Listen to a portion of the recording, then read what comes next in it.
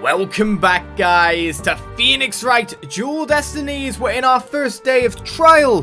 The trial of Juniper Woods for the killing of Professor Court. We've just learned, or at least being told by Blackquill, that Myriam Scuttlebutt was led to the dearly departed professor by Juniper. How? During the events? What went on? Tell us more, Blackquill. What? Miss Scuttlebutt saw the body too? Precisely. And with the discovery of the body, the mock trial ought to have been cancelled.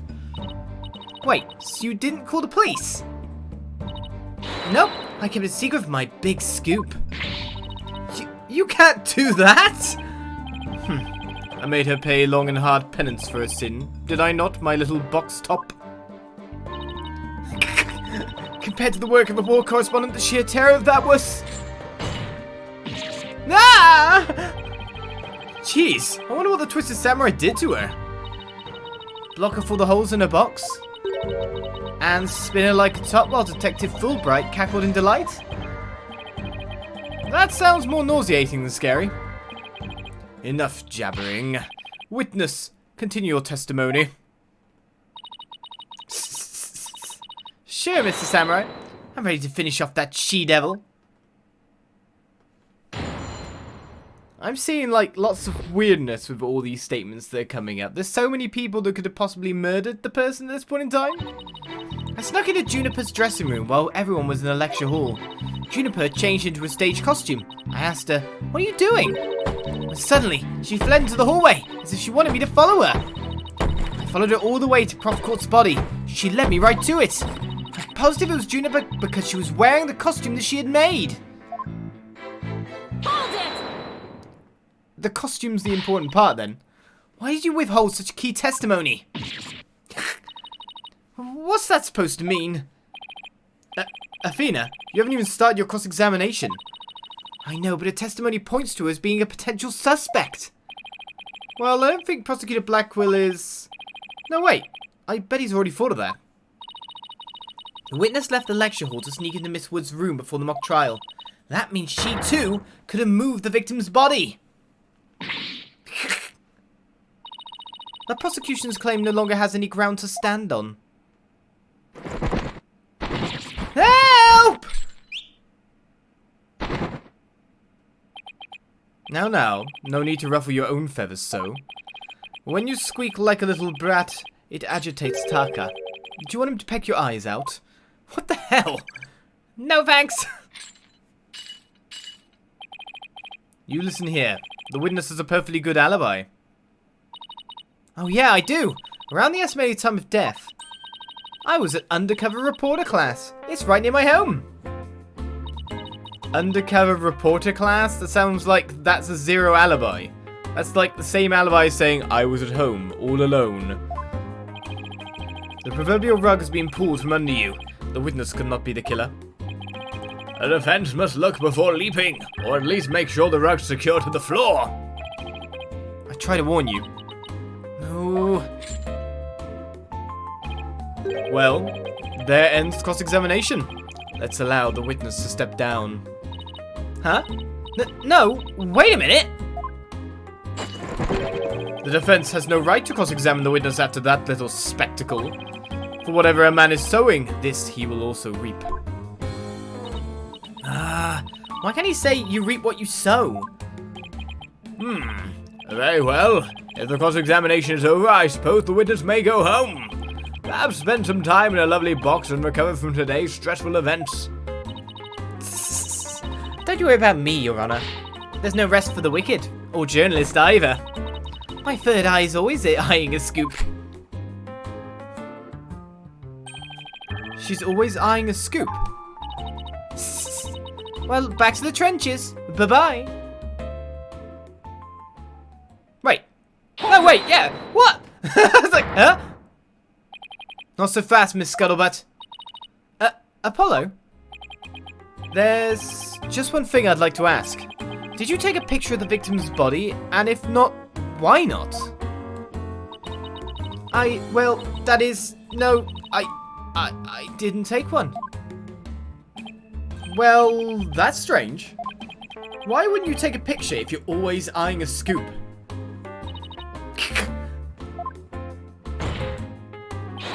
Did you or didn't you really see the victim's body? It's not like I, actually saw it, but... What the devil? Did you hear that, Your Honor? The witness didn't actually see the body. That completely overturns the prosecution's claim that the witness was led to it. Justice Dono, you dare bear steel at me again?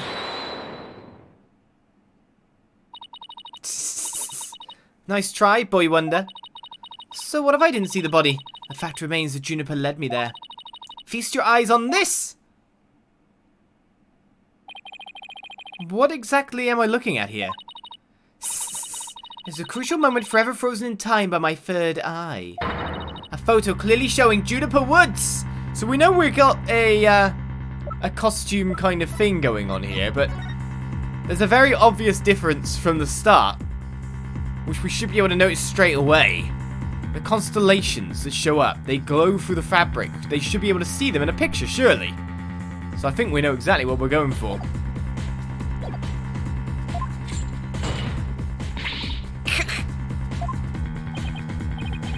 Why did you not tell me of this? It's a shocking scoop I was saving for just the right moment. And that would be now, right here in court. Surprise!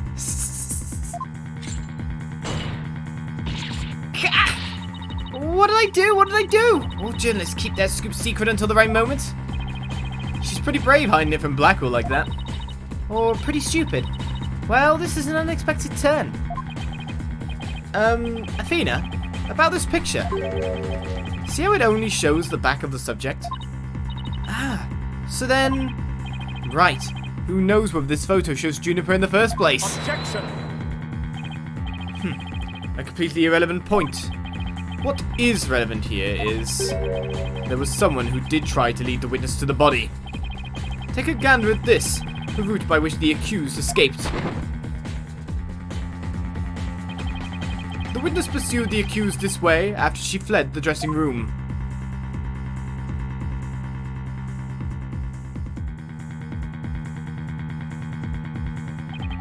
The accused descended to the first floor and exited to the quad. Then what, carton cretin? Then I tripped and fell. Caught my knee on my own box. She stayed under her box even while running after someone?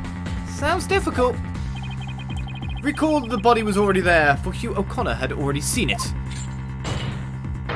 She was trying to show someone the body, because she wanted to stop the mock trial.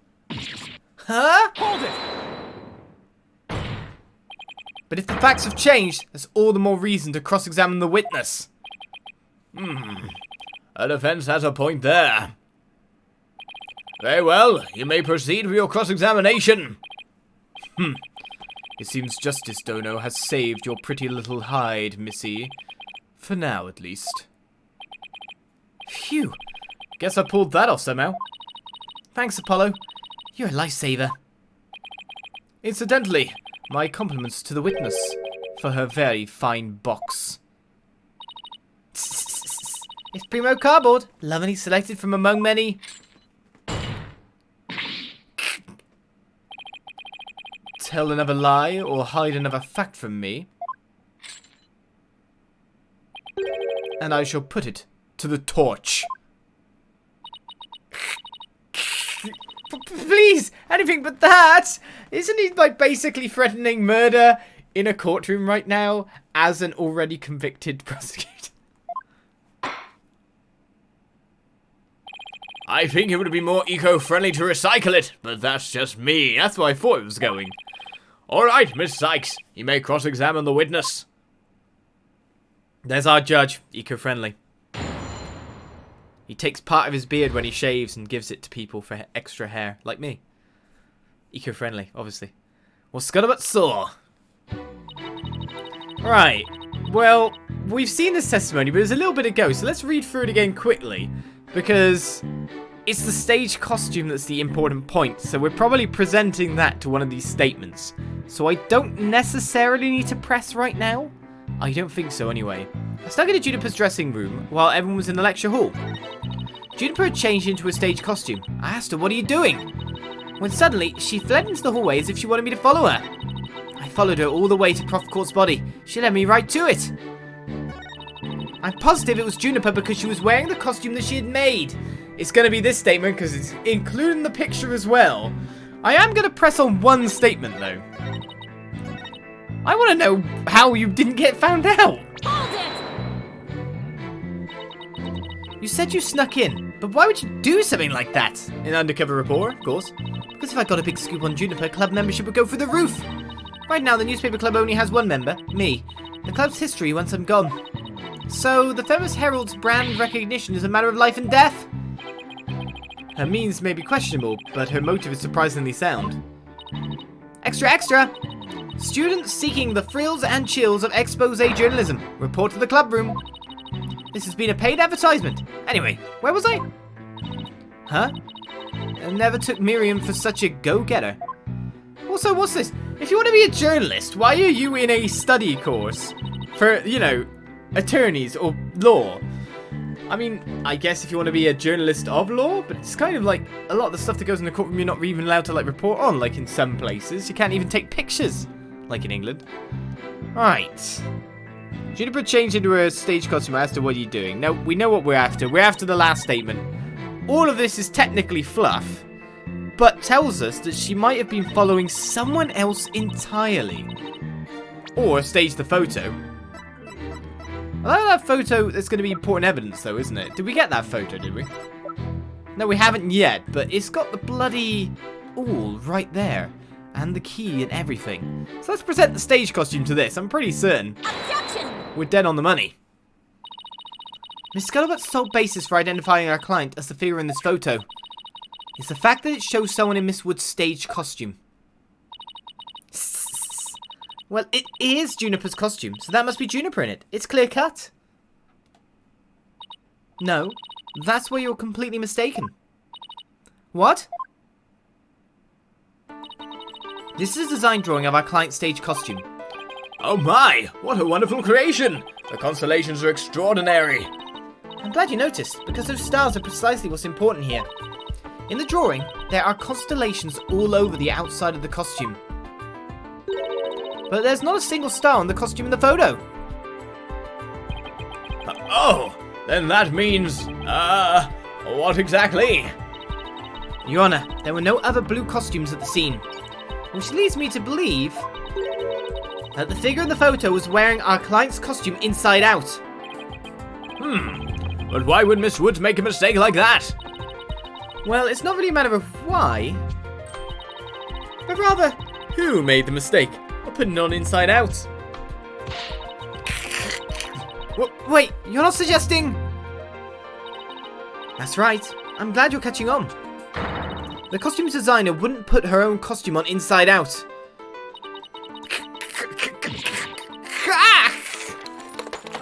I don't even understand what that sound's supposed to be. This lady makes all the weird noises.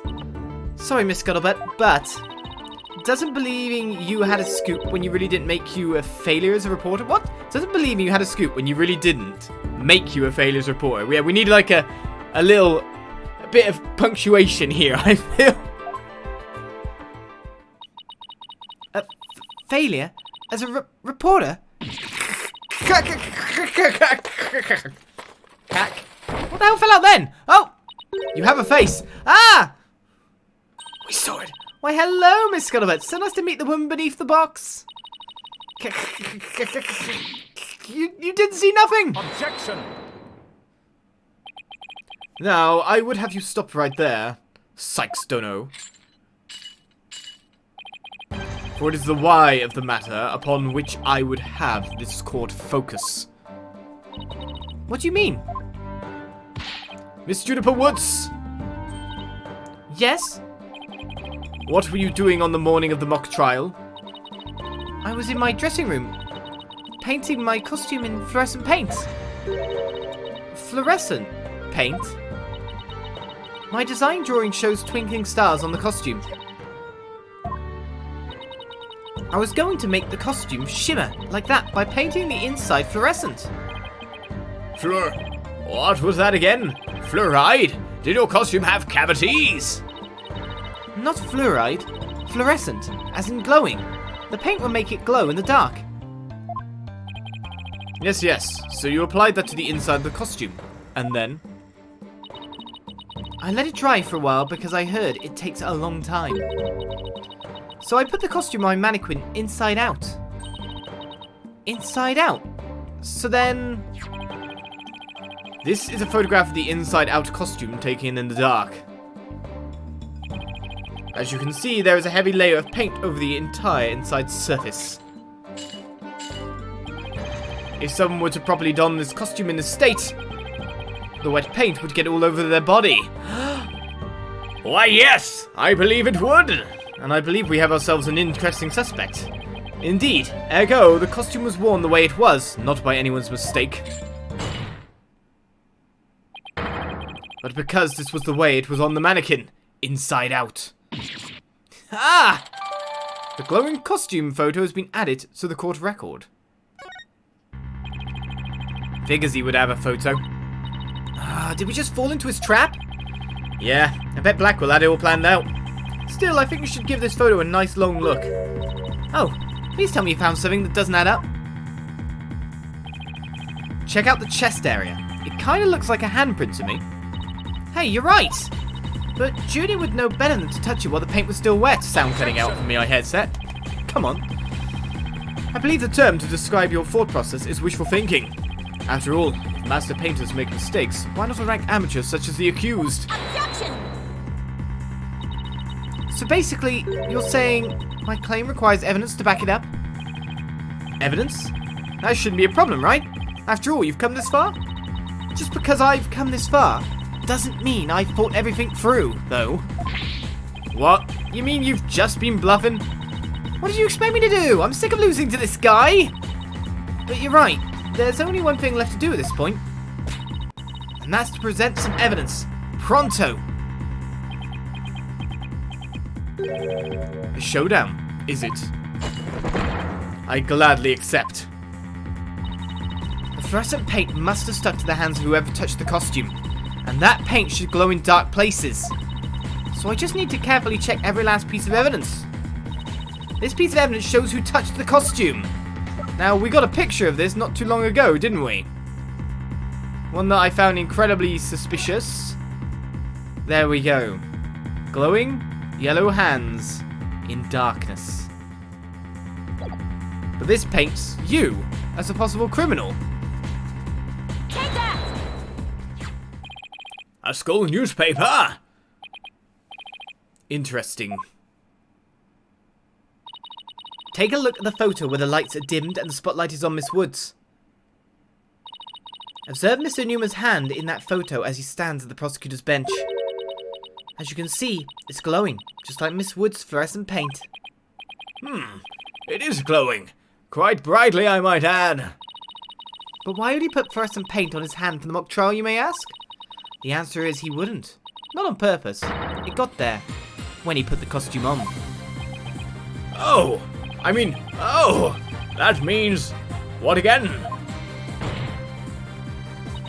It means the figure photographed in the costume was not our client, Juniper Woods. It was her classmate, Robin Newman. What?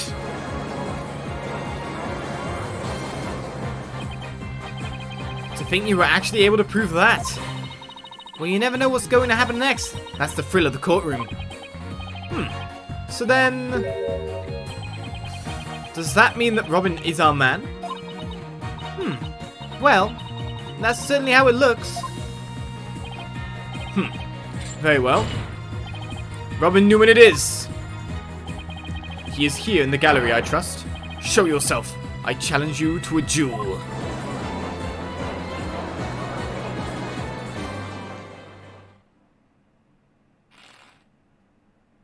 Poor Robin. Are you getting ready for the shouting, guys? Prepare your headsets. Prepare your eardrums. Prepare your speakers. For what's about to occur. Will the witness please state his name and occupation? I'm Robin Newman! I want to become a great artist! I practice day and night! Yeah! Why are you in the law course then? No! That's not it! That's gotta be sincere, man! So for occupation, should we put down budding artists? No! Famous Legal Academy, Senior Prosecutor Course! This brace is proof of my masculinity! I've been training to be a prosecutor for 18 years! I assume you'll be cleaning up the pot where you smashed before you leave today. Ah! Oh, man! Nah! Nah! It seems the witness has finally settled down. I guess nothing phases the judge after all these years. You may proceed with your testimony, Mr. Newman. Specifically, the court wishes to hear why you had fluorescent paint on your hand.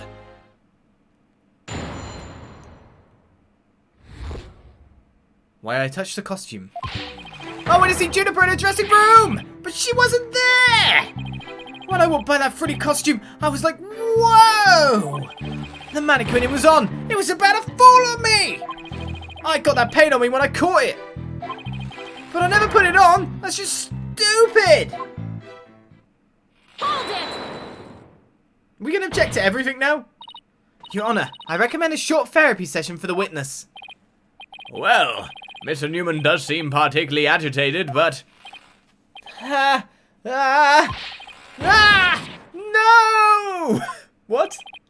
Not again. What's his problem? I sensed it the moment Robin took the stand. The discord in his heart.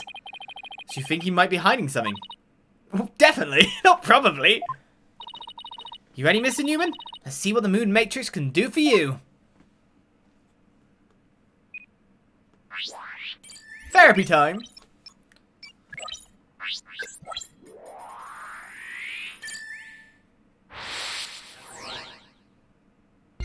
Okay, here we go. What are we doing? So I want to see Juniper in a waiting room. I should be shouting, but I'm not going to shout for this bit. We're going to look through intelligently. There's no emotions being felt at this point in time. But she wasn't there. She's surprised. Ah! When I walked by that frilly costume, I was like, whoa! Okay, cool. The mannequin it was on, it was about to fall over. I got that paint on me when I caught it. I never put it on. That's just stupid. Okay, anger kind of makes sense at this statement. Right, so we're looking for... We can pinpoint already at this point in time, so we don't have to go through it and talk more. Okay, this is a weird one. So, he's very surprised at the mannequin falling over at this point in time. Surprised that he got the paint on him.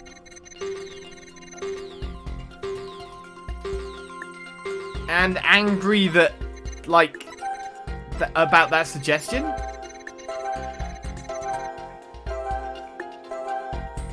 Angry makes sense of the last statement, but why are you happy here? Just because the costume was, like, cool? Surprised she wasn't there and then nothing at all.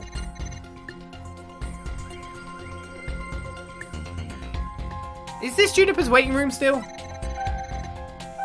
I'm really confused, but... It's gonna be, like, surprise makes sense throughout it all. Anger makes sense on the last statement, so the only random emotion that I can see here is the happiness. Like, why are you so happy at the costume? Yeah, that's the point. Why are you so happy about a costume?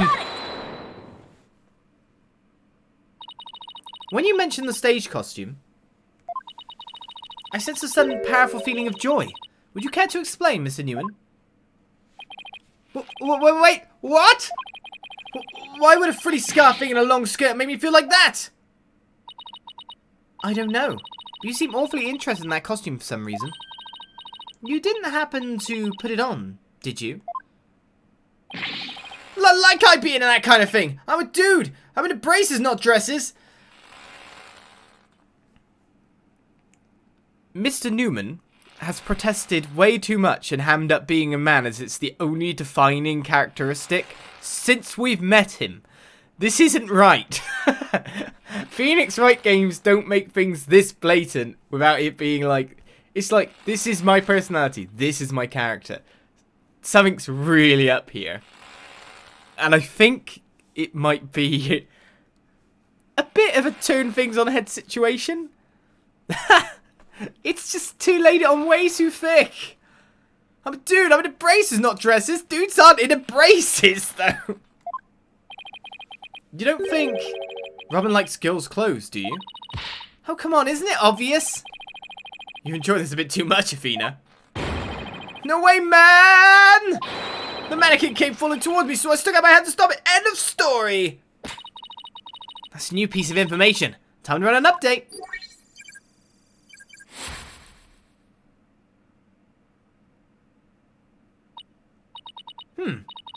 Even after that update, something just doesn't feel right here. Do I have anything that could prove his statement contradicts what really happened? Well,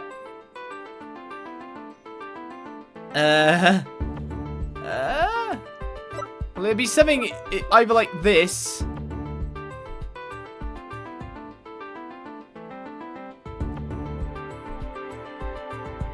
What was the statement itself again? Well, it's got to be involving the costume.